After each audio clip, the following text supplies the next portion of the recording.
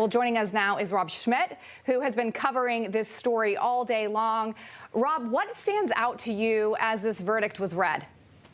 You know, what stands out, and we were just talking about it a minute ago, the gentleman that talked to Logan Raddick a little bit ago talked about how this had to happen, he thought. And he seemed like a pretty common sense guy. He didn't seem like he was very partisan. He was just there kind of watching the spectacle unfold. And he just said that there's so much noise, there's so much violence that this had to happen. And I don't even think he meant to indicate what that means. But to me, it said everything about the situation right now and what I think a lot of people are feeling. Everybody that I talk to about this case says that if they don't convict this guy, that this country is going to burn to the ground. And that's exactly the point. That is exactly the point. And that's exactly what BLM, that's exactly what Antifa, that's exactly what Democrats and all their pressure have done to this country. If the idea that justice is blind means anything to anybody, it is not blind in this case at all. We all knew what had to happen to keep last summer from happening again in this country. And so far, we're on a great start to pandering to a mob that hates this country, that has nothing more than a political agenda, and that does not care at all about black lives. Let's make that perfectly clear. If anybody that's watching right now thinks that BLM has anything to do with black lives, you need to have your head examined, because it doesn't. It has nothing to do with it. It's just a political agenda. It's a socialist agenda. They hate this country. They hate the West. They hate democracy. This is their vessel. These stories, these cases are their vessel. They do not care about black lives. They ignore, I mean, how many dozens of young black men are going to die this weekend in big cities all throughout this country? How many are going to die in Chicago? I think more than 20 were shot last weekend in Chicago. Nobody says anything about that. These BLM leaders, they could not care less about any of these stories. They have a horrible problem of violence and crime in the culture, in the inner city culture in this country, and nobody cares about that. Nobody talks about that. They sit and they wait for a cop to finally make a mistake.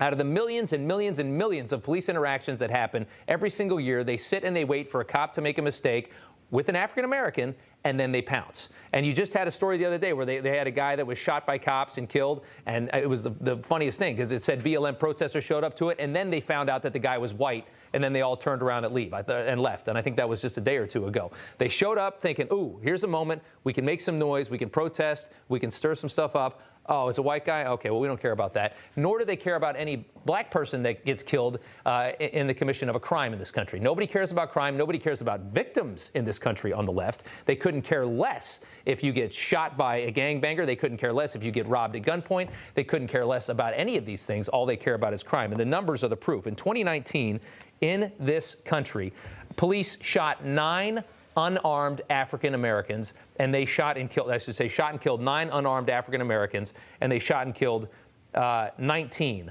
unarmed white people in this country. So there's the proof in the pudding right there.